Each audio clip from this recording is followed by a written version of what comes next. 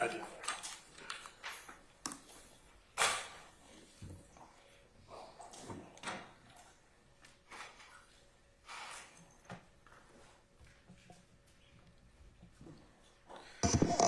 Hi, good morning, council's interested parties. We are back on the record in the matter of the state of Georgia versus Khalif Adams et al. In 22 SC 1835572. Let's see, Mr. Stillwell, Mr. Sharp, good morning. All right, Mr. Williams, Mr. Steele, Mr. Adams, and okay, good morning. All right, Mr. Kendrick and Mr. Weinstein, good morning. All right, Mr. Ewing, Mr. Matthews, Senior, good morning. All right, Mr. Nichols, Ms. Westmoreland, and tis you. Okay, all right, good morning, madam. And Mr. Ryan and Misty Williams, good morning. All right, Mr. Helsky, Mr. Atkins, and Ms. Love, good morning. Good morning.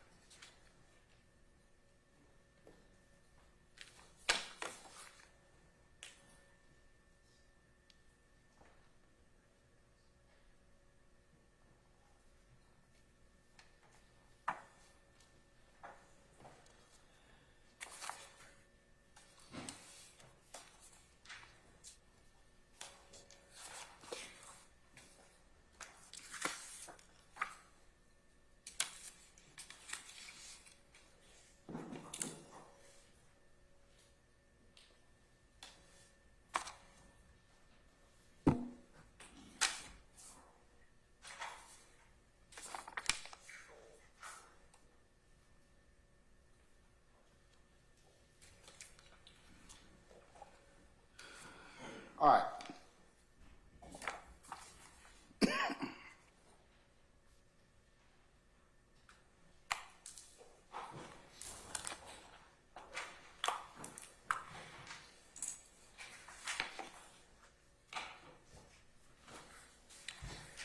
Okay, the first thing I wanted to take up, councils, is Mr. Williams' motion to motion to supplement to motion limiting number 2, motion to strike in regards to the court's earlier rulings consistent with the lyrics and songs that I said that the court would preliminarily admit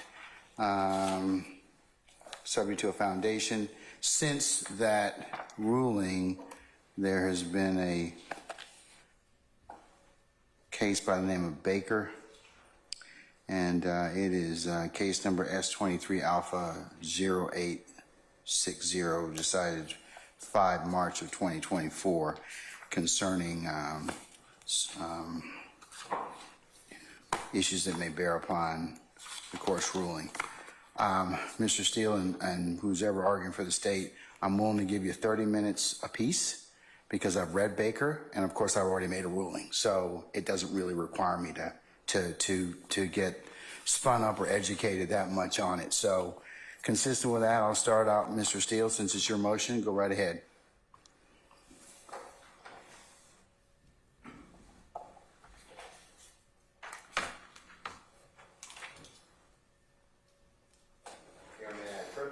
You may.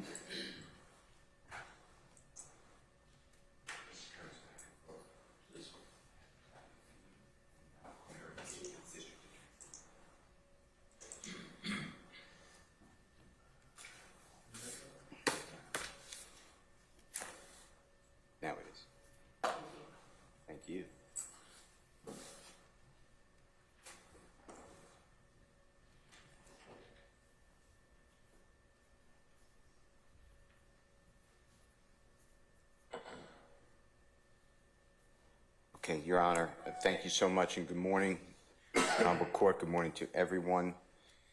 I did file what the court has already announced, and I appreciate the court's time to consider the Baker case. In the Baker case, Your Honor, I know you've read it, heard what you just said. I focus then on the fact that Baker was not a gang case, not a RICO case, not a conspiracy case. A RICO conspiracy case, I understand that, but it did involve the playing of just a video, what was deemed by the Supreme Court of Georgia, a rap video, no lyrics, because the lyrics were not understandable.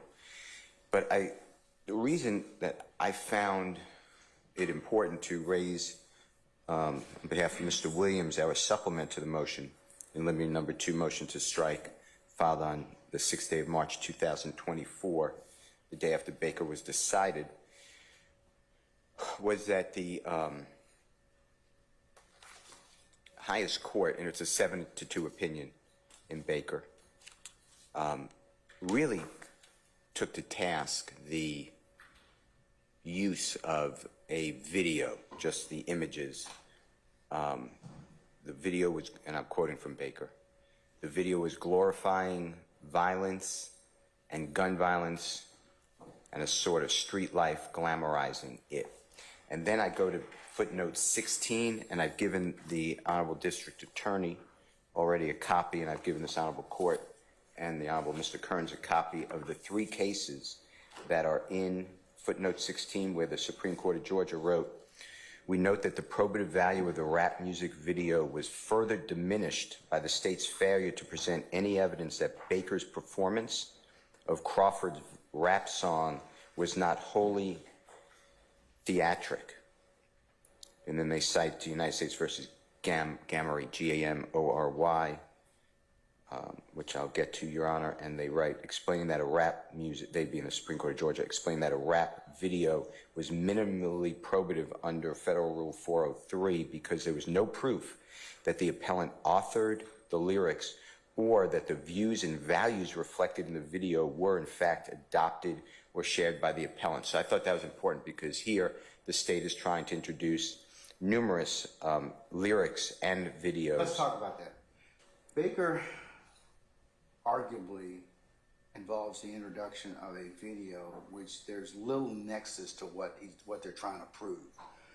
Could you discuss for me how that, in this particular case, the state has said, look, we're gonna tie this to some aspect of membership, of leadership, and other things that are required to be proven under the gang statute. So tell me how, if you could distinguish that for me or talk about that, because I think the facts in Baker are a little bit different than the facts in this particular case. And remember, I've also told you it's subject to foundation. So, so address that for me if you wouldn't mind. Sure. So I don't believe that the state will show any type of nexus, and in New Jersey versus Skinner, S-K-I-N-N-E-R, which is 95A as in Atlantic 3D 236 2014, cited, the reason I'm using it is cited in that footnote 16, and in the copy of the copy that I gave this Honorable Court, the printed copy this morning, and the parties in page 11 of 15. Are you talking about Skinner? Yes, it should be on top, Your Honor. New Jersey or versus Skinner. And on page 11 of 15, it's footnote 5, which is at the bottom right. And I think that answers for me the question, and that was cited by our highest court in Baker. And it specifically says in that footnote, of course, rap lyric evidence that provides direct proof against a defendant, such as an admission or details that are not generally known and dovetail with the facts of the case, should be analyzed for relevance under 401 and evaluated under 403 standard for prejudice, and not the standard for prejudice under a Cofield analysis.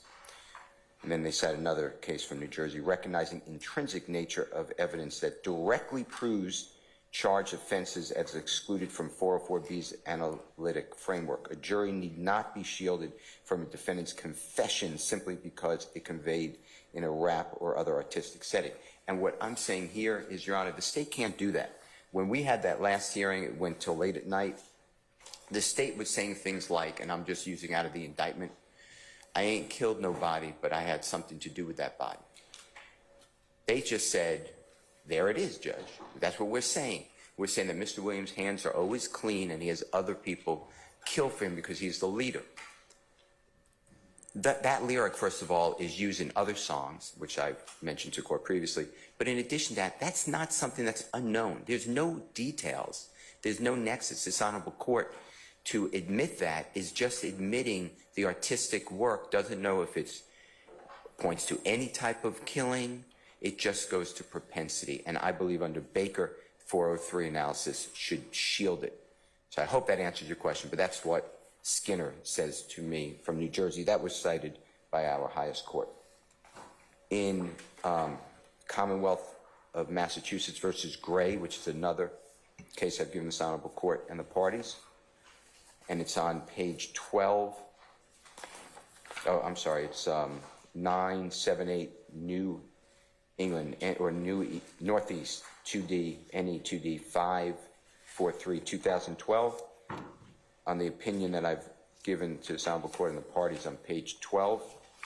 Of 13? Yeah. Okay. On the left-hand side, the first full paragraph, it's in the center of 12.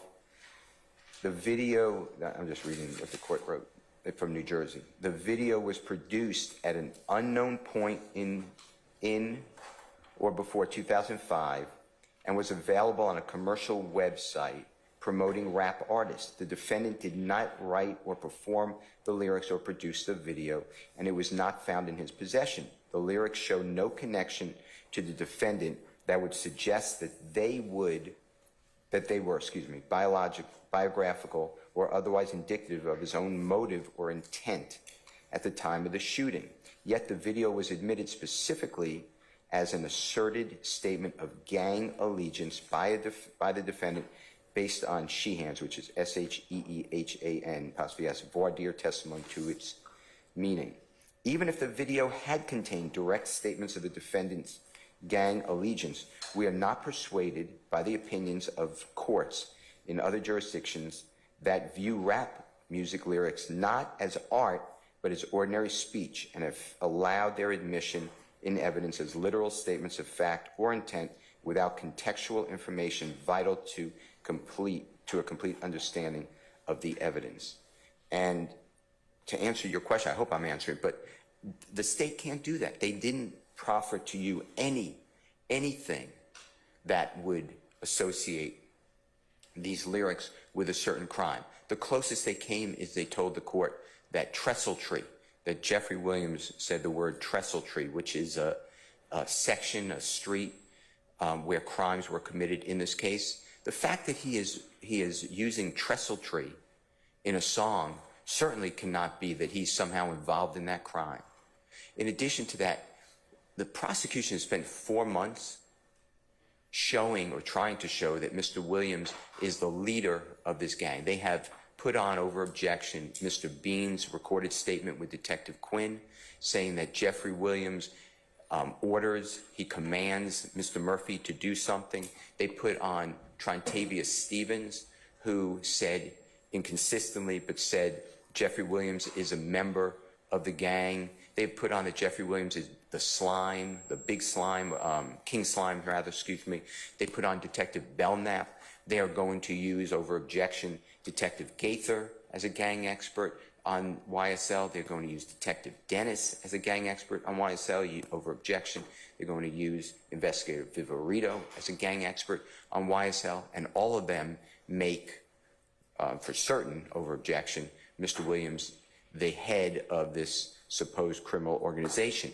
So why did the lyrics have any probative value if it's simply cumulative? I'm trying to answer your question, but my point is to use the art, to assume that that is statements that the state argued are confessions. That's what they said. These are confessions. They said that we didn't go out and find them. Mr. Williams, handed them to us. These are his inner workings of his mind. But it's an artistic industry that our courts now, for the first time, this is the first time in Georgia, our court has said in footnote 16, we got to be careful. And they cite to these cases that say you got to be careful. The next case cited by our highest court is United States versus Gamory, G-A-M-O-R-Y, and that's 635 F. 3rd, 480. It's 11th Circuit, 2011. Again, it's in footnote 16 of the Baker case. And on the copy of the opinion I give in this honorable court and the parties, it's in Division B, as in Barry or Bravo, and that starts on page 7 of 11, Your Honor.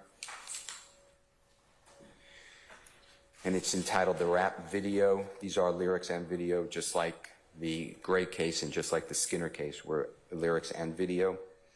And I am targeting on page 7, the right-hand side in the center paragraph that starts with the following. Based upon our independent review. I'm sorry. I'm waiting on a call from Yeah, no problem.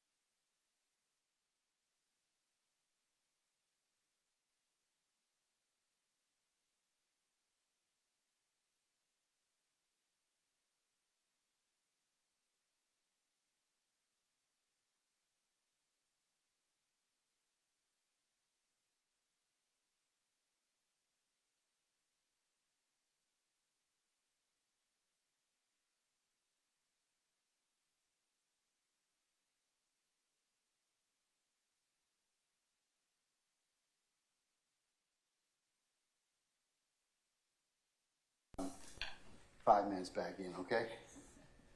Whatever you say. Yes, All sir. right, go right ahead, sir. In United States versus Gamery, and it's on page 7 of 11, Your Honor, on the right-hand side under the rap video. Starting in the center, the 11th Circuit wrote, based upon our independent review of the rap video and the totality of the record, we conclude that it was error under 403, Federal Rule of Evidence 403, to play this rap video to the jury. We recognize that the video could be construed to discuss Gamery inasmuch as the lyrics refer to JB, a white crib, a Range Rover, drugs, and hush money, and because the artist in the video, Tone Flora, F-L-O-W-A, wore a necklace with a JB insignia and was similar to cufflinks seized during the search of Gamery's residence. But the substance of the rap video was heavily prejudicial. The lyrics presented a substantial danger of unfair prejudice because they contained violence, profanity, sex, promiscuity, misogyny, and could reasonably be understood as promoting a violent and unlawful lifestyle. At the same time, the video was not clearly probative of Gamery's guilt. We cannot ignore the simple fact that Gamery was not in the video.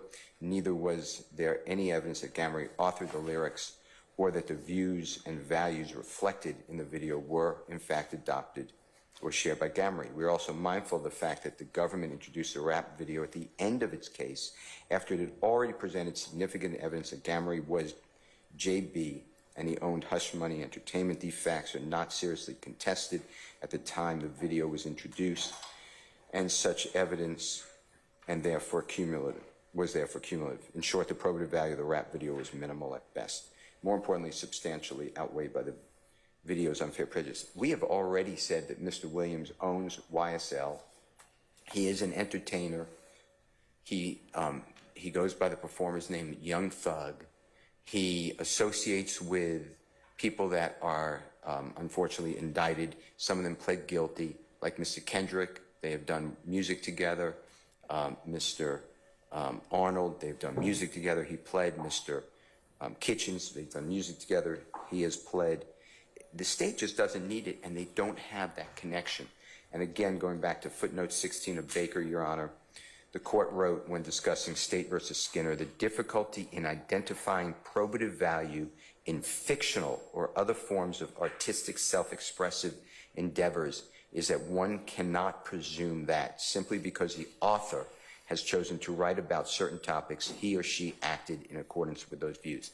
And all I believe is going to happen is you play those videos with those lyrics, or you have somebody say, here are the lyrics, taken out of context, then the jurors will be horrified and be prejudiced, as was in Baker. That is pretty much my argument. I am not changing anything I relied on. I heard what this honorable court said, and I did understand you to say that the state has to lay a proper foundation before they can admit any of these, but that foundation now, according to Baker, is really tied hard to specific facts and not just generalities. That is my argument. Okay, all right. Thank you, sir. Thank you, Your Honor. All right.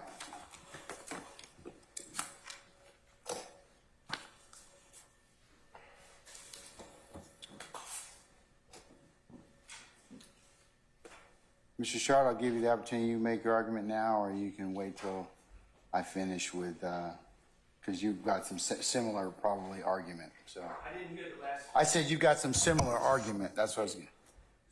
I heard you say I can make it now. Yeah. Okay. Yeah. Would you like me to make it now? Yes. Okay. No, Your Honor, just for clarification, I filed motions regarding two different pieces of Yeah, potential. you have a motion to.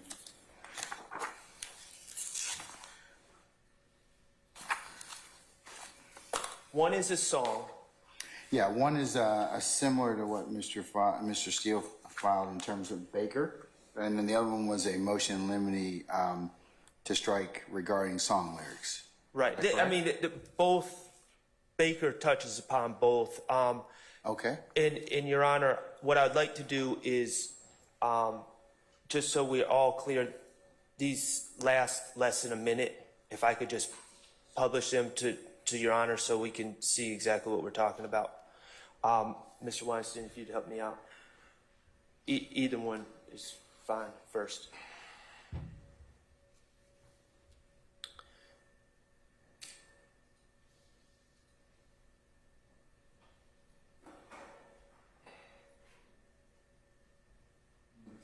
Yes, sound. I've unmuted it.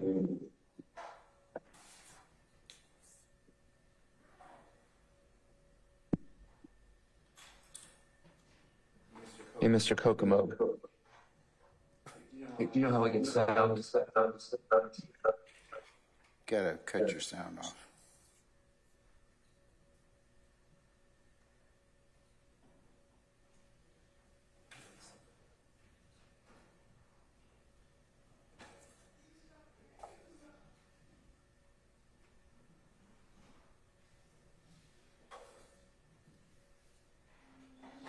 And I ain't serving no pack, I'm tryna rob him. And I keep a stick, ain't no avoiding no smoke. Drop top, cool. Top. Looking for who? Let it bang when you free. That's safe for you. Get you flipped in the scene, I'm on Rodeo. I'm that slam they always talk about. Hash that never touched for now. I just beat a murderer. Pay my lawyer 30 for that. Pay my slams a butter law. Ain't walking no quitter. Slam with in the door for y'all young nigga, where shit these bodies off. Then I wipe your nose, sit in your family, baby, and just smile it off. Smile it off. That same shit that got Big and Tupac killed. All right, so, Your Honor, that was the song. Can we mark it as an exhibit for purposes of the motion? We can. Mark it as Stillwell 1 for the purposes of motion. Okay, Stillwell 1. Okay, and that will be the verse from the song that in my motion, I titled Smile It Off. Smile it off? Yes. Okay. And then this is a social media post that was provided in discovery. All right. Yes. And this is the second one? Yes. That same shit that got Big and Tupac killed, little fuck, nigga. Pussy ass nigga, get your bitch ass killed. for life, Yeah, Can't call that loud. Hey, gang, you bring your pussy ass down here, you gonna see me. I'm at your fucking neck. Fuck anybody. Was that it? So that's Stillwell 2? I don't think that was the entirety. Just play it again. That same shit that got Big and Tupac killed, little fuck, nigga. Pussy ass nigga, get your bitch ass killed. for life, Yeah, Can't call that loud. Hey, gang, you bring your pussy ass down here, you gonna see me. I'm at your fucking neck. Fuck anybody. All right. So that's Stillwell 2? That is Stillwell 2. Okay. All right. What's that called? Is that just a social media post? It was social media post on Baller Report. I believe we could call it. What date? It doesn't, to my knowledge, it doesn't have an exact date. On or about? In the discovery, I don't believe it had a On date. or about? Do you have an on or about date?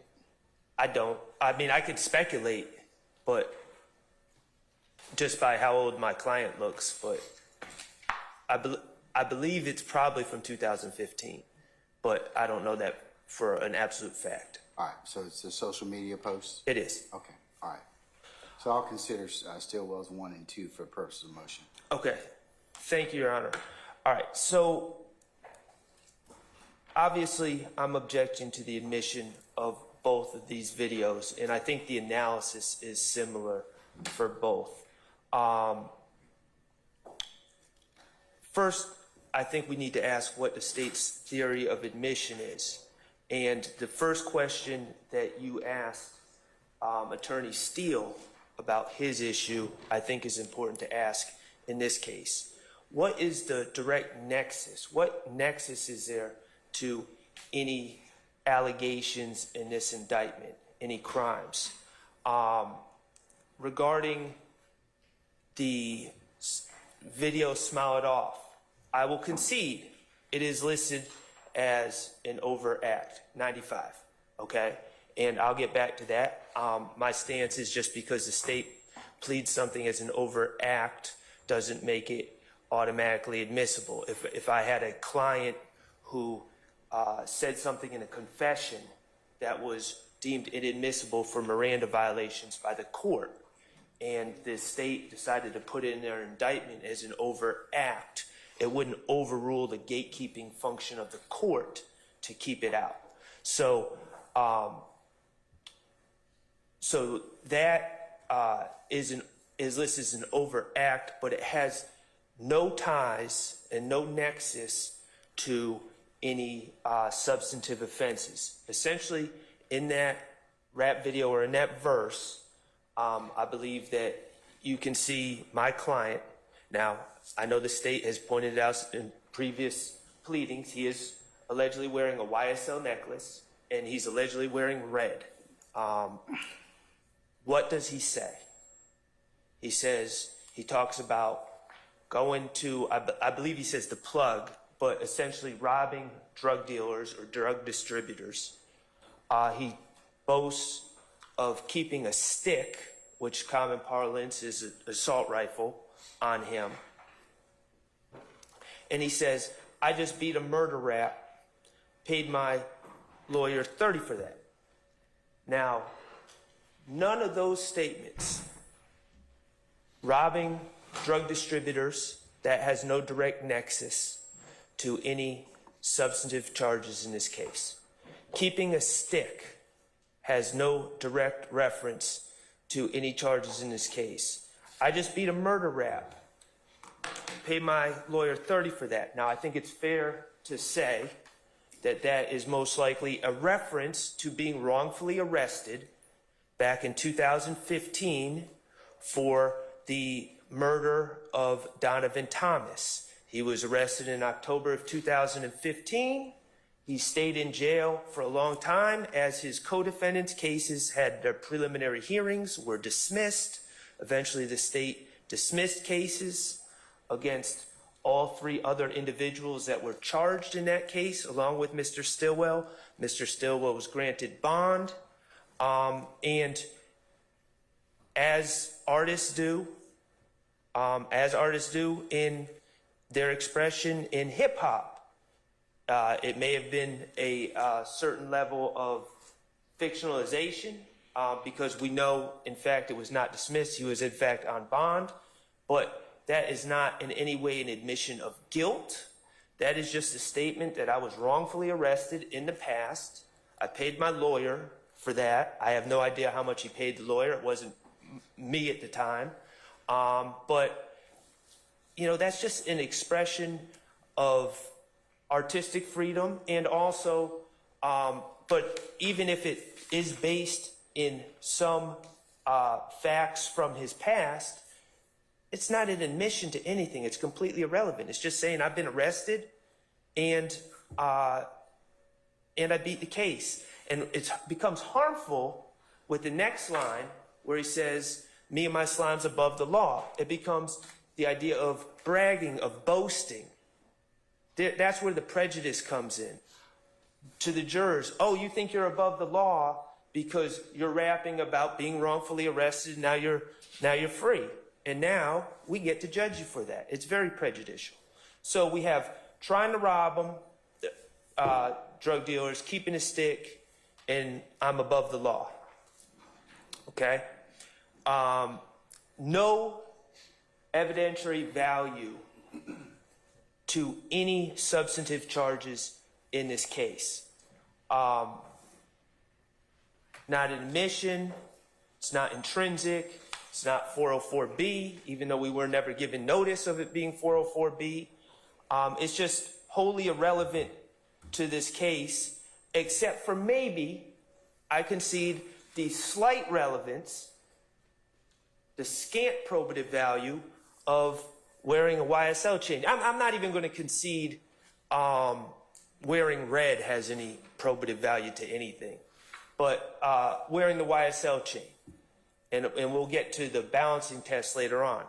Regarding the video from where we're saying possibly 2015 in the car, Mr. Stillwell, on that is calling out, Mr. Sharp, before you move on, let me ask you a question. yes, You don't believe that your client's statement potentially of I beat a murder rap might be an admission?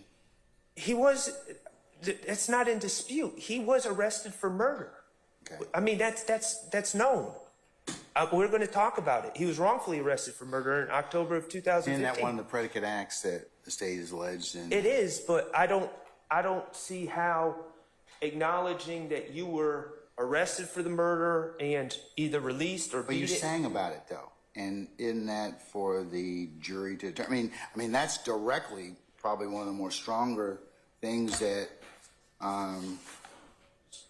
that the courts heard in terms of just.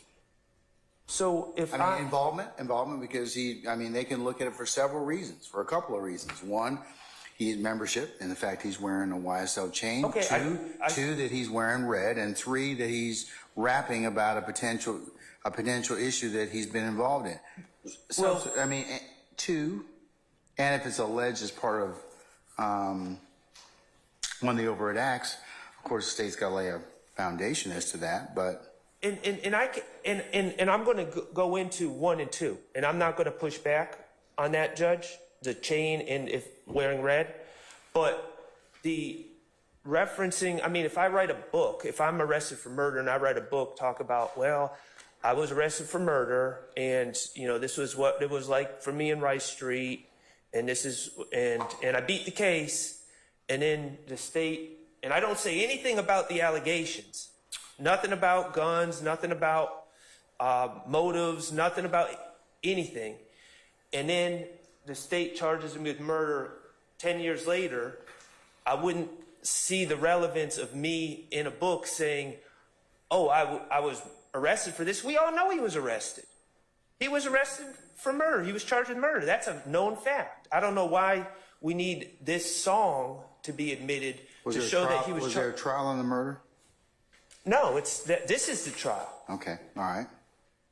So basically, your client's alleged participation in this or commission of this murder is fairly contained with this indictment, correct? Correct. Okay, so why wouldn't that be considered potentially a statement against interest or? Because it's not against interest. He's just stating a fact. He was charged with murder. Okay. I mean, that's not against interest. I know, but you have a choice as to whether or not you want to say anything or.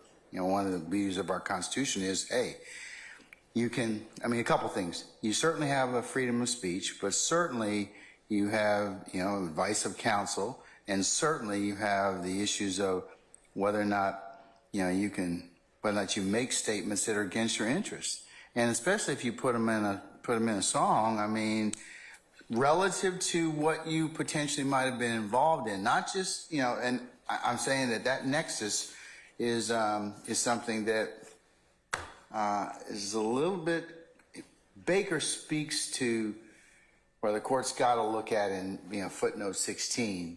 That it's not like he's not involved in the video. He's prominently posted in the video, and it's not like somebody else is attributing those statements to him. No. So, I think it's a little different. Well, I disagree Sure. that it's relevant, but I will also talk about the probative value in a second, okay? To the extent there's probative value, because there also needs to be 403 balancing. I don't believe it's relevant, but we'll talk about the probative value. Okay, but remember, in Baker, the person wasn't even in the video, right? He was. In Baker? Yes, he wasn't the artist. I think the gentleman's name was No Cap. Was the artist, Mr. Kobe Crawford. The gentleman, Mr. Baker, was in the video dancing with a firearm.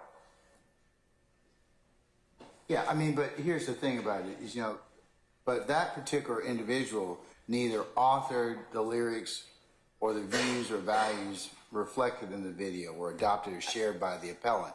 So, a little different. I think it's a little stronger in this particular video. And that's the jury's determination. This is just a court's threshold issue. But if I'm rapping about, I beat a murder rap, okay? That's pretty, I mean, the jury could consider that as a statement against interest, right? No. Okay, well, It's we're gonna disagree. We're gonna disagree about that. So if I said, Well, it wouldn't be wise for one to say I beat a murder rap and the prosecution's still open. whether it was wise or not is a different Well, issue. If he contacted me before he You taped probably it, would have told him, don't say that, right? Or but don't that write doesn't it. make it relevant. Well, it's relevant for the jury to determine whether or not he committed a murder.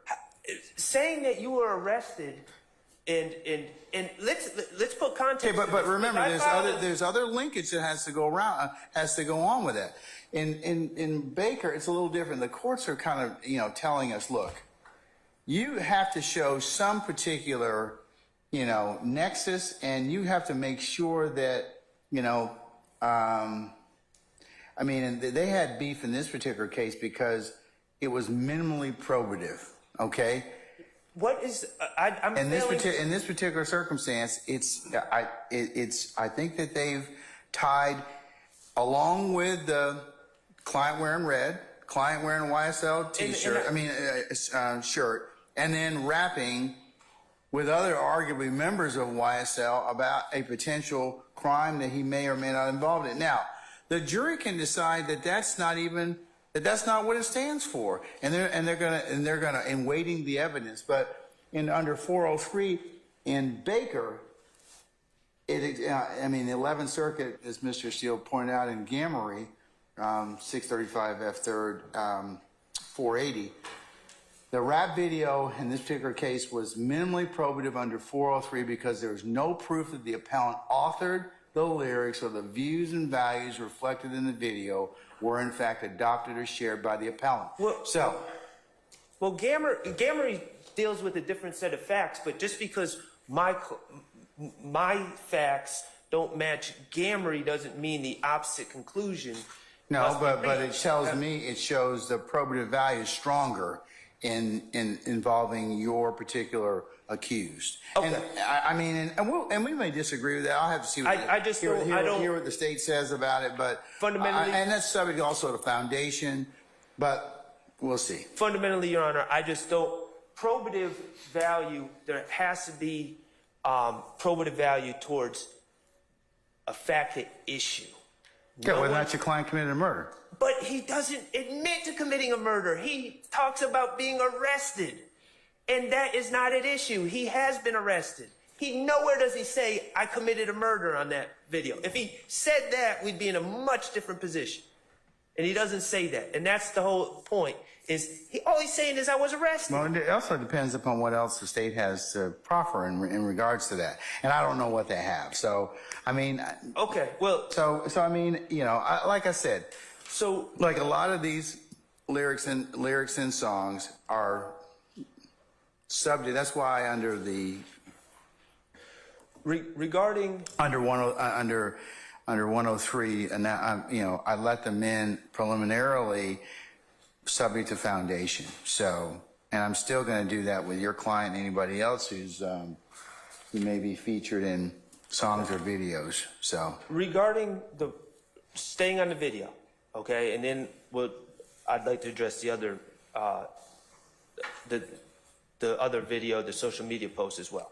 But staying on the video, if we were to agree that there's relevance of red YSL necklace and saying he was arrested, that is probative of something, then you have to get to the balancing. And it's prosecutorial need, overall similarity between the acts, and temporal remoteness. I'm just going to give you a heads up. You got about 10 minutes left, okay? Okay. Well, so, Your Honor, regarding probative value and prosecutorial need, I'm going to read from Arrington v. State, and that is 355 Georgia Appeals 361, 2020. One more site, 357. 355 Georgia Appeals 361, and this is 351 Georgia Appeals, is that what you said, or 355? 355 Georgia I'm Appeals sorry, thank you. 361. All right, 361. And All it's right. 2020 case.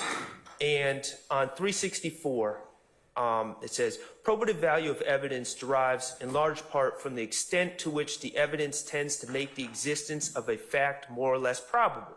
Generally speaking, the greater the tendency to make the existence of a fact more or less probable, the greater the probative value.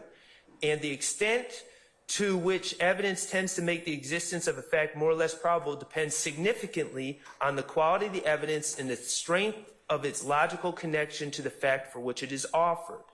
Probative value also depends on the marginal worth of the evidence, how much it adds, in other words, to the other proof available to establish the fact for which it is offered. The stronger the other proof, the less marginal value of the evidence in question. And probative value depends as well on the need for the evidence. When the fact for which the evidence is offered is undisputed or not reasonably susceptible to dispute, the less the probative value of the evidence. So, You're talking about 403. yes, I'm talking about 403. Remember in Arrington, that was a 404 determination because you have prior bad acts, right? Right, but Okay, that's so where, that's are you saying that then I should look at this for the 403 analysis? 403 analysis, because that's, this is giving? in reality, that's where a lot of our 403 case law comes from, is 404B cases doing the 403 analysis.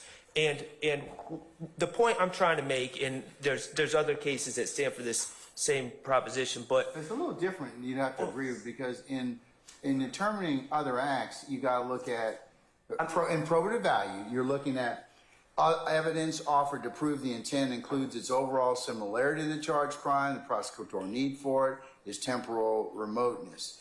And so when you're talking about that, it's a little different in terms of probativeness. Wouldn't you agree?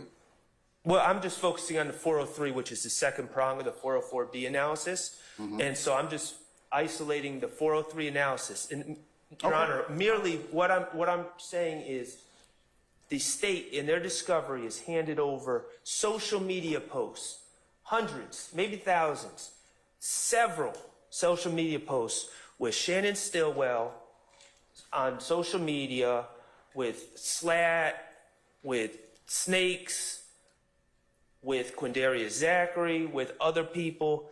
If the whole point of this is he's wearing a YSL necklace and he's wearing red, if that's what this is really all about, A, they could just show a screenshot of wearing the YSL necklace and that would equally prove the point.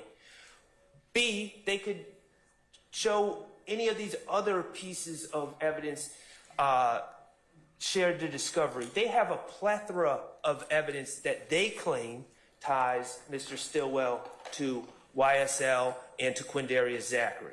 So the video, the playing of this video and those rap lyrics, which talk about robbing drug dealers, which talk about carrying a stick, are, it's completely unnecessary and it provides no marginal probative value because those same arguments can be proven through other means. And that's the whole point of that Is robbing the drug dealers and carrying a stick part of the homicide, the alleged homicide? No. No. Okay. And, All right. And so danger of unfair prejudice, I think Mr. Steele talked about it, obviously, references to robbery, and I think that's pretty self-explanatory. And essentially what it comes down to, the real value of this is not to show that there's a nexus, an evidentiary nexus to any of the offenses that Mr. Stillwell is charging, but the real value is it comes down to propensity. It shows a violent disposition.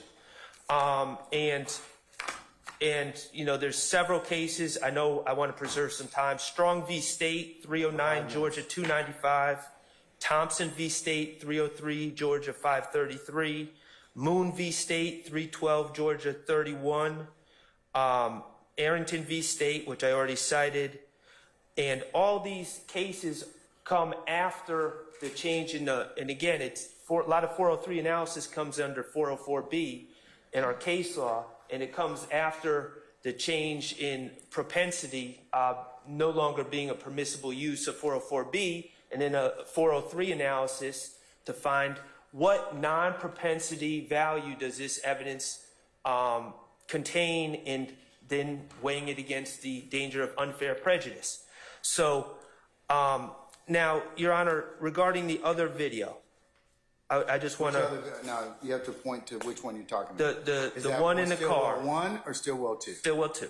Okay, all right. Okay, so I just wanted to read about unfair prejudice briefly.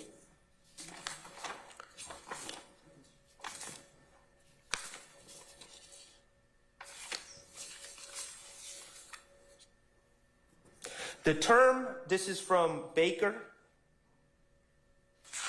and it says, the term unfair prejudice, as it is used in 403, refers to the capacity of some conceitedly relevant evidence to lure the fact finder into declaring guilt on an improper basis rather than on proof specific to the offense charged. And that's citing to Old Chief v. United States, 519 U.S. 172.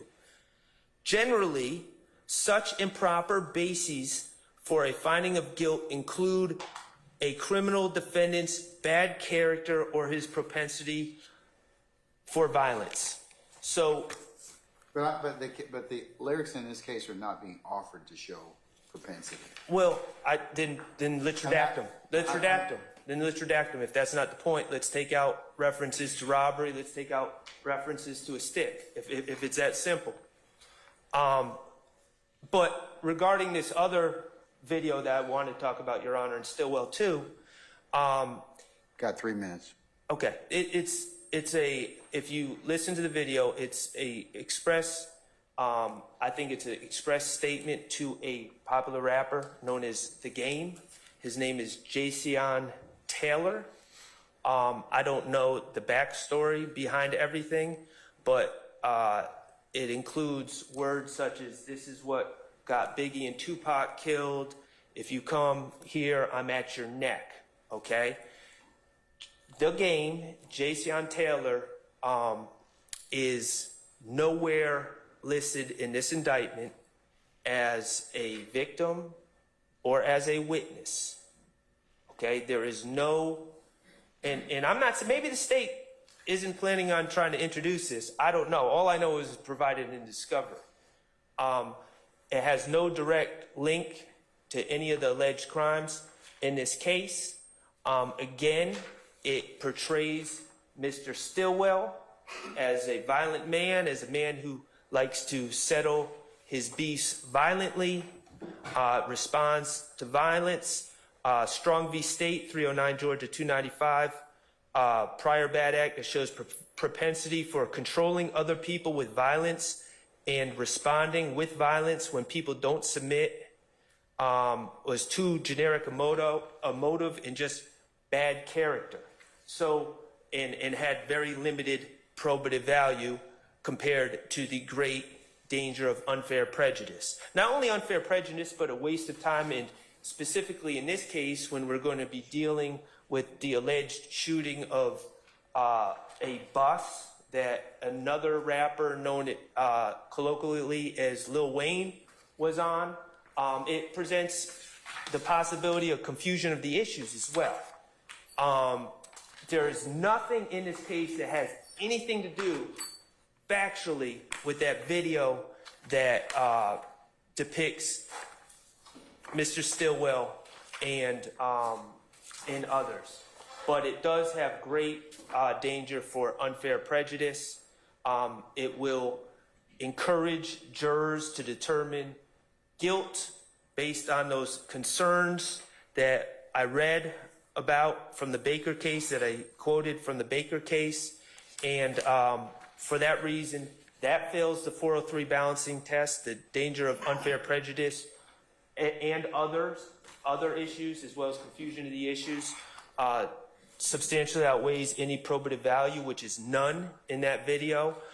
We believe also, going back to the rap video, respectfully, Your Honor, that Which rap video? the Which one? Stillwell one, Okay, all right. that the scant probative value that Your Honor identifies in that video, that I respectfully disagree with, but the scant probative value is substantially outweighed with the danger of unfair prejudice in that video.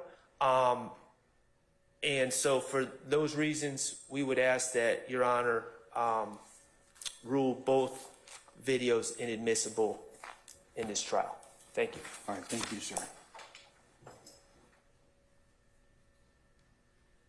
All right, who's going to argue for the state? Mr. Goodhouse. All right.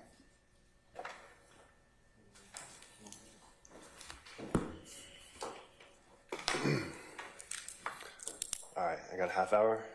I've already started the timer, sir. So the broader realization I'm having as I'm hearing these defense arguments, Your Honor, is that this Baker case came out, and it's a case that applies 403, but it doesn't change the law on 403. I think we're getting arguments that sound similar to the idea that, you know, Baker came out and there's this case where a rap video was excluded, so therefore that's now a change in the law that means all rap type evidence is now radioactive under 403. That's a flawed proposition, as I'm going to get into. So I'm going to start with Mr. Williams' arguments, and then I'm going to try to get into Mr.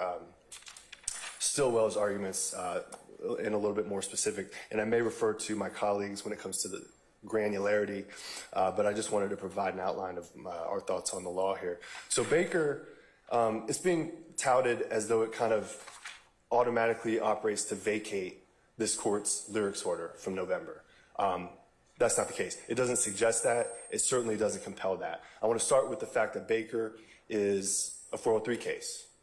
And as such, it's a limited fact-specific holding. We know that the court and all the parties have read Baker, but just to reiterate, the sole enumeration of error in Baker was the trial court abused 403 in letting this video in, okay? So there was a pretrial motion in limine to exclude specifically this video, by the way, a particularized pretrial motion.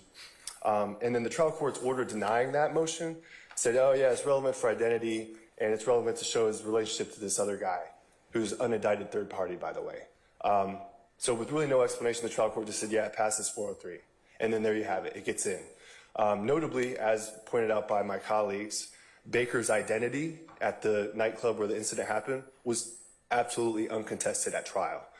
Further, Baker's relationship with his tour manager, which he had known since childhood, was also totally undisputed, and it wasn't even a material issue in this single defendant murder trial. Okay, that's a big difference between the charging posture of that case and the case here. So given all that, it's pretty easy to see how the Supreme Court said, yeah, it doesn't really have any probative value. It's a murder case, and they're throwing in this rap video that was filmed, I don't know, several months before that's got nothing to do with the murder. Highly, wildly distinguishable from the facts in our case. So the video, there's nothing really in the video connecting the guy to the murder. But meanwhile, what it does show, and what my colleagues had pointed out, was that it does show Baker dancing and brandishing a semi-automatic pistol with apparently an extended magazine, and he's pointing it at the camera, at the jurors when they watch the video. And they watched it 3 times, okay? The prosecution, our colleagues over in Houston County, they made hay with this video, okay? They played it 3 times. They played it once during the lead detective direct. The suggestion was that, you know, this is a violent gunman. They played it again during cross-examination when Baker took the stand to kind of confront the idea like, oh, well, why would I have guns around? No, this is why, because look at this video. You're a violent gunman. So they're reinforcing this propensity argument in Baker, and then they really nail it to the wall in closing in Baker, where they just drive it home that not only is Baker have this propensity to commit gun violence, but he has this propensity to promote it and glorify it in this video. And it became a central focus of the case. I mean, that's right at page 32 in Baker. It was proof essentially of nothing, Your Honor, and it became a central focus of the case in Baker. And so when you talk about, the idea that 403 contemplates that you can look at a piece of evidence and kind of look at its tendency to lure the fact finder into declaring guilt on an improper basis, it's absolutely, I mean, the Supreme Court had to conclude what it did about the video on Baker. Because of their use of the video. Exactly, and because of the fact that it had really nothing, it proved nothing that was at issue. So it had 0 probative value, and it had whatever prejudice was inherent in the imagery, it multiplied it by 3, and they made absolute hay of it in closing and throughout cross and during direct. And I also want to point out another very important difference. Well, I'll get to that later. I guess I want to just say, look, this case, Baker, it doesn't change 403. It's an example, you know, the court should consider it. And really, the court's lyrics order leaves open at trial objections under 403. So Baker leaves the court's lyrics order undisturbed. That's the headline here. The court's lyrics order is kind of like a, you know, it's pretty robust. It was pretty assiduously researched, and it accounted for stuff like this. And it left open, as Your Honor is aware, foundation and 403 objections and further findings possibly at trial if and when such evidence is going to be admitted. So to go ahead and say it undoes the whole lyrics order or any part of it, that is not correct. Everybody has their 403 objections. To say that Baker automatically excludes any and all of the state's requested evidence under the lyrics order, it's too much. I want to remind this court that, you know, as everyone knows, 403 is an extraordinary remedy to be used only sparingly, okay? This is not a blanket thing that we're going to use to exclude all categories of evidence that fall under, you know, rap videos, right? And then also I thought, which was interesting, is a Georgia Court of Appeals decision that came out March 14 of this year. It's going to be Anderson v. State, and the Lexus site is going to be 2024 Georgia Appellate Lexus 127, and that's at 8, and it's footnote 3, and it says something that I had actually seen it put this way, but it says the prejudice referred to in Rule 403 addresses prejudice to the integrity of the trial process, not prejudice to a particular party or witness. The reason they want to keep all this stuff out is, yeah, it's prejudicial, but they're arguing that it's not relevant. They wouldn't be arguing to keep it out if it weren't relevant. It is relevant. Under 401 and 402, we're already there. So for that reason, I think the limited nature of Baker as a 403 holding, you know, Your Honor, follow the law to the extent that these, my colleagues' motions are consider Baker. We agree, consider Baker, right? But don't vacate your order and don't alter the order. It stays the same. Now, Baker, as Your Honor is also aware, is highly distinguishable. Again, there was a pretrial particularized motion to exclude a specific video called Ghetto Angels under 403, whereas to date, at least from Mr. Williams, we have no particularized challenge to any of the lyrics that were previously admitted by way of this court's order. We have sweeping pronouncements about criminalizing art, generic invocations of 403, 404, but really there's no specific lyric that Williams has pointed to that is attributable to him that he finds objectionable, or at least he hasn't made any argument as to any specific lyrics why they should be excluded under Rule 403. I didn't hear one. I didn't see one in the motion. I didn't hear one argued before Your Honor today. And highly important in Baker, the video had some disturbing imagery, etc., but the lyrics were explicitly not at issue. It's not a lyrics decision, Your Honor. It's a 403 decision on imagery. It literally says on page 18, footnote 13, the lyrics have no bearing on our conclusion that the rap music video was improperly admitted. That is highly important. I didn't hear any of the defense address that, because in this case, the lyrics as statements, by the way, they're not just songs, they're statements, and they're statements by parties in this case. But the lyrics are exactly what was issued, and Your Honor already correctly ruled on the same, okay? We ruled on them as admissions of a party opponent under 801 D2A. I mean, John Floyd came down here, Mike Carlson came down here, Deputy District Attorney Hilton, we put on a heck of a proffer. It went for hours, okay? We put them in as adoptive admissions under 801 D2B. They came in under co-conspirator admissions under 801 D2E, statements against interests under 804B3. And in Baker, they're not talking about 801 at all because the words, the statements, the lyrics were indecipherable. They were not reached. The court made no pronouncement on the prejudicial, if any, effect of the lyrics because they just weren't heard. So it's not a lyrics decision. That's extremely important. And admissions, and this goes to Mr. Shart's arguments as well, but when you have party admissions, and we're talking about like a video where we have Stillwell saying the words. You can see him saying these words. I just beat a murder rap. I paid my lawyer $30 for that. Me and my signs above the law. And we're told that that has no relevance to a charged count in this indictment and to overt acts under the RICO count 1 of this indictment. It's a little bit of to me, it's a stretch. But the fact that the Supreme Court in Baker didn't consider the lyrics at all, let alone analyze them under 801, makes this case in a different universe than the lyrics we have here, because it's just not talking about statements. It's not a statements case. And then lastly, a big difference that I noticed in Baker is that it's, again, it's a single defendant murder trial, whereas here we got a multi-defendant RICO and Gang Act prosecution. Williams' motion says, oh, it's no difference that he's charged under RICO and Gang Act. It makes all the difference in the world. All other things being equal, in a single defendant murder trial, it's not necessary or material for the prosecution to show relationships or associations, like they tried to in Baker with the guy's tour manager, like that made any difference. And it certainly wasn't required even under the facts of Baker because his association was totally undisputed. So again, the probative value was nothing there. Here, by contrast, and which is consistent with this court's lyrics order, the relationship between and among these co-defendants, as well as their association with the alleged YSL street gang and criminal enterprise, those are crucial. In specific, because the defendants categorically have denied that YSL is either of those things. They've denied that it's a street gang. They've denied that it's a criminal enterprise. So the prosecutorial need to show that is absolutely not minimal or low, as argued by my colleagues. It's extremely crucial in this case in light of those denials.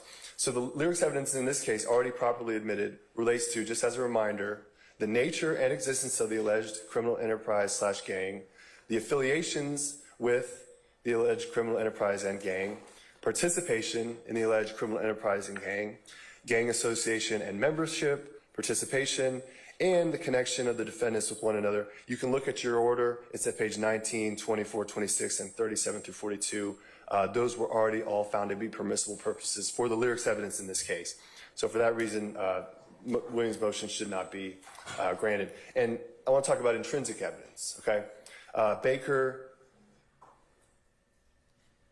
Baker does talk about intrinsic evidence, but that's of no consequence in this matter because in Baker, the only reason the Supreme Court was addressing intrinsic evidence was that the state on appeal came up with this argument, which was not made at trial, that, oh yeah, the video is intrinsic because, and if you look at the oral arguments in Baker, the basic argument is, well, Baker thinks he's a big shot and he can get away with murder and do stuff like this. That was the intrinsic argument that was made in Baker.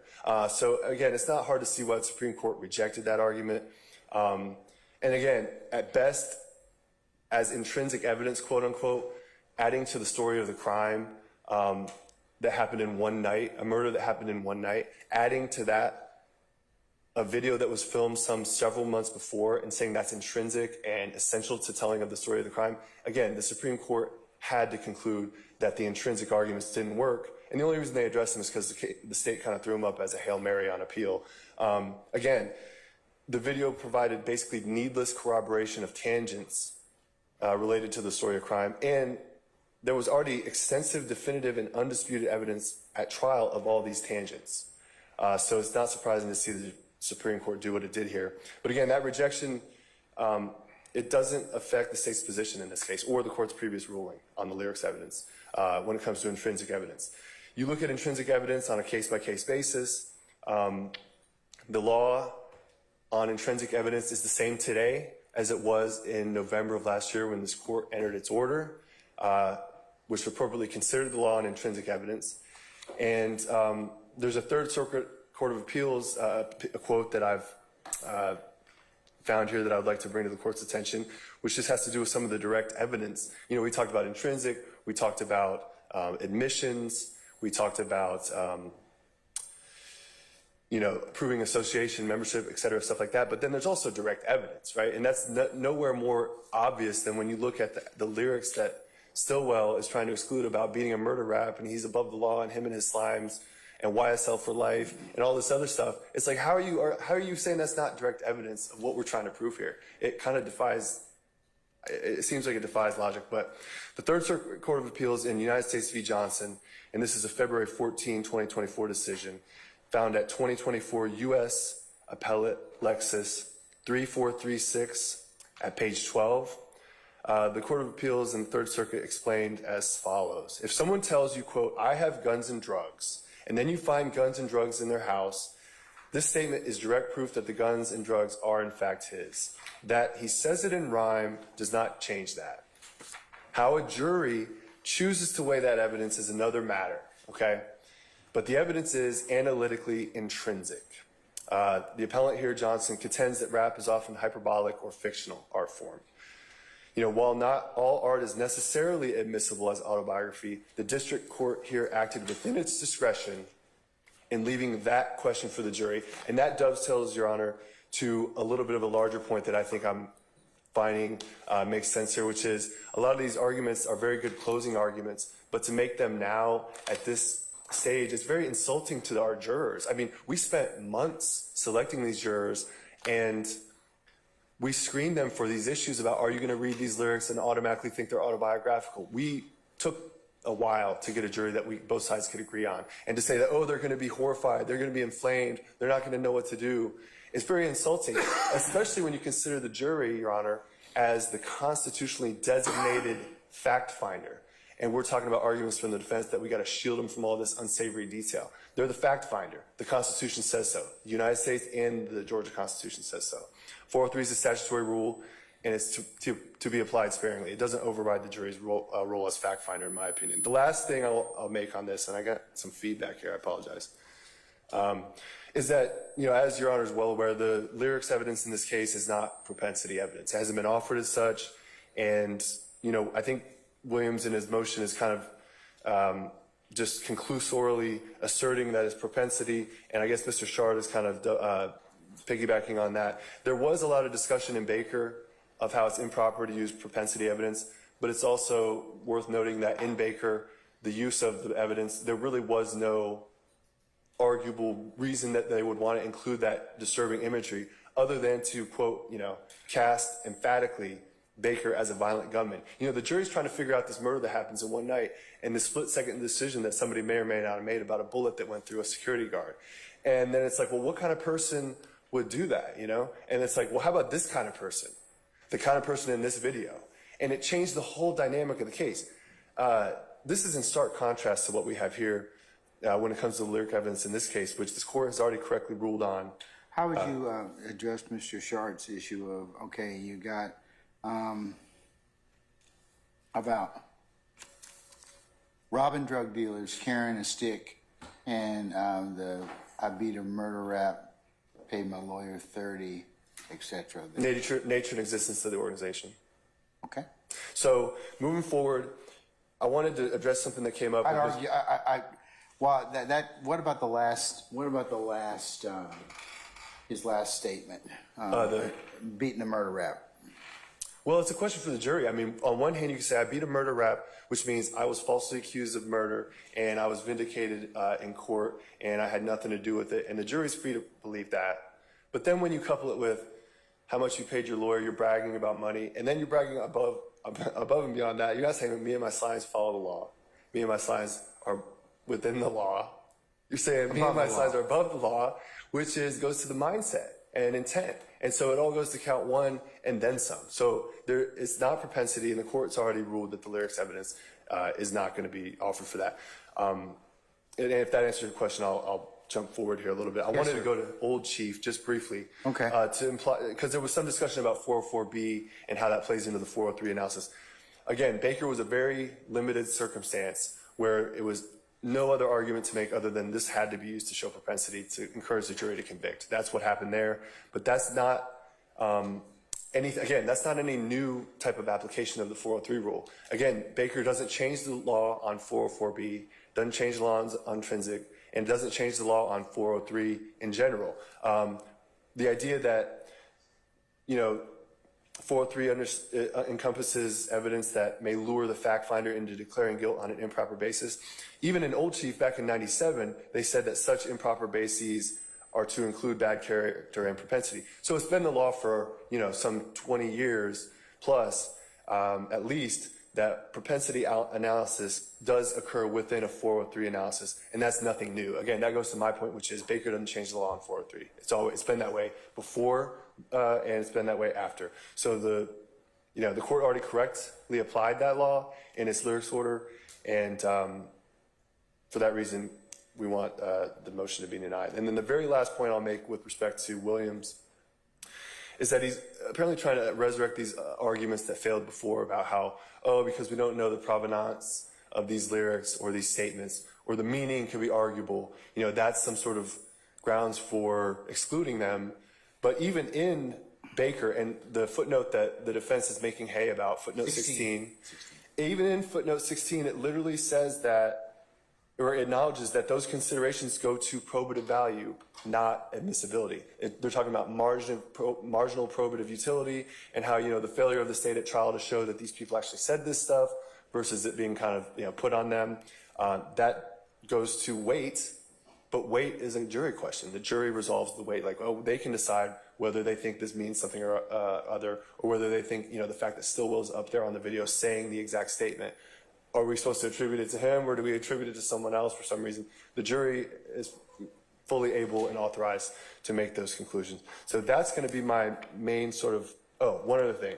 Baker, the fact that it's so wildly different from this case actually supports the state's position here, if you think about it, because there are so many differences as I outlined. And again, it's an extraordinary remedy that was applied in an extraordinary case. It was called for in Baker. It's not called for here. Just to reiterate, the very fact that the defense's opening statements, their cross-examination, and throughout this case have been categorically to deny that YSL is any kind of criminal enterprise, any kind of criminal street gang, any kind of anything other than a rap label, that elevates the prosecutorial need and the probativity of these pieces of lyrics evidence. And for those reasons, we think that the motion should be denied. Now, when it comes to Mr. Sharp's arguments, those were more recently filed, so I don't have as developed of a take on them, and I may refer to co-counsel for some of these details. But the Smile It Off video, let's call that what? Was that Stillwell 1? Yes. I think we kind of already covered that with the pay my lawyer 30 to beat the murder rap, me and my science above the law. I mean, that's him talking. There's no question about him being the person that said that. And more than that, you look at Being offered for any other reason other than identity, and are you talking about identity for what reason?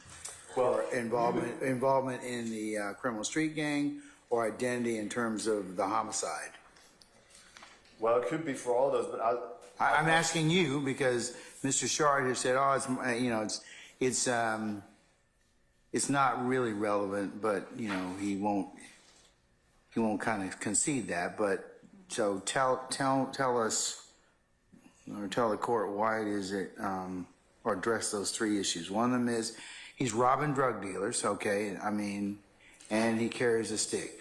The last thing is I beat a murder rap for 30.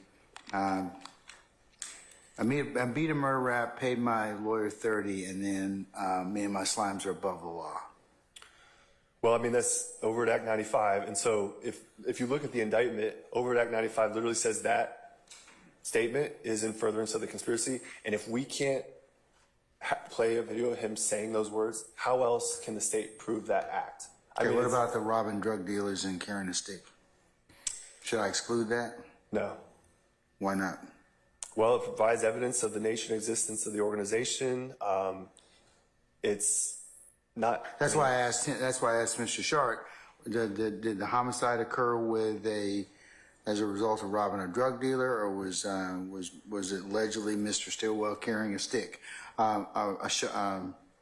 assault weapon? Well, there had to be some sort of weapon for this murder to have occurred. I don't have any specific nexus about why the sort of words before the words that are admissible are specific to this, but we do have an entire overt act built around it, and the things that are said in context, right before, right after, sort of the YSL associations, especially even in the Stillwell 2, where you have YSL for life and you have blood love all the time. You have all these indicators of this is evidence of the organization. I get all that, but the specifics of robbing drug dealers and this defendant is purportedly carrying a stick. What relevant? I mean, that could potentially. Though, I want to parse out those three statements. I'll take I don't have any. Unlike Mr. Shart, the court doesn't have any. I disagree with him about the murder, about the statement about the murder rap. Okay, but I do think that you're going to need to address the issue of the robbing drug dealers and carrying a stick. unless you're going to, you know, like I said, lay more foundation in regards to that. Well, you're going to have, we have allegations that Dirty Red is a drug dealer. We have Donovan Thomas, who was murdered with an assault rifle, and there's indications that it's a rival gang situation. So it's not maybe The issue with Donovan Thomas hasn't come up yet. At least I don't think so. The evidence hasn't been presented. But Dirty Red was just covered just a little while ago. So flesh that out for me in terms of robbing drug dealers or Dirty Red. Well, they're talking about the stuff they do. I mean, talking about the way they do it. It's a party admission, Your Honor. These are parties making statements about the things that they do. It's highly probative. I mean, this is not somebody else saying something and it gets slapped on here. And there's, you know, and they're not like in that Gamry case where you have a video where the defendant wasn't even present in the video. You have them. These are party admissions. Like what a defendant says, unless there's some specific statutory rule excluding it, you know, like Miranda or something like that. These are extremely probative statements, and to just say, oh, the jury's going to be inflamed, we have to shield them from these facts, these things, these statements, these words that the defendants uttered for really, I don't know, no reason at all. To me, it just kind of strains credulity. And I'm just making sure that, you know, under, you know, Gamry, that Gamory, that, you know, you got a video there that was minimally probative. I'm just asking you, as a proponent offering this particular evidence, if it's going to go to more, or if what you're going to present will potentially be more probative than it has to be more probative than prejudicial, not minimally probative. That's correct. Okay. And I take the court's point, which is that some of that stuff in Stillwell 1 is maybe more, at this point, obviously probative and direct than some of the other stuff, which may be at this point apparently more diffuse. But again, we have... That's why I'm telling you at this point in time, I mean, all of it's subject to foundation, but, you know, certainly it's something that I'm watching. I'm watching for the other stuff I've already admitted, but, you know, or at least conditionally. And I think Mr. Shard is just raising this as part of his issue under what's been presented so far and under Baker. Sure. And then I guess I'll just leave with one other piece of grain of sand here, which is the witness that we're kind of in the middle of, Ms. A.B. The state's theory is, of course, that, you know, she was robbed, she was dealing drugs, you know. I mean, I can think of a lot of different things that the lyrics could apply to. There's no, with regard to those particular lyrics, I'm not able to pin down exactly one part of the case that applies to, but to say... Well, that's what you have to. I mean, that's kind of what Baker and the other cases kind of tell me, is that I just can't admit this for shucks and giggles. I'm being over dramatic. But you have to admit it for tying to some specific or linkage from some particular nexus. Well, so that's why I'm telling you that, you know, it's that's why it's important. I'll just default, Your Honor, back without wasting any more time. I'll default to the idea that it's an admission of a party concerning the nature of the enterprise. Okay. And how things work. All right. And with that, I guess, unless there are other questions, I'll conclude the presentation. No, I'm good. All right. Thank you, sir. Yes, sir. All right, folks. I'm going to take probably about 10, 15 minutes. I need you to take comfort, and I would encourage y'all to do the same. And then I'll come back and let you know my thoughts, okay? All right, so we'll be in recess for about 15 minutes.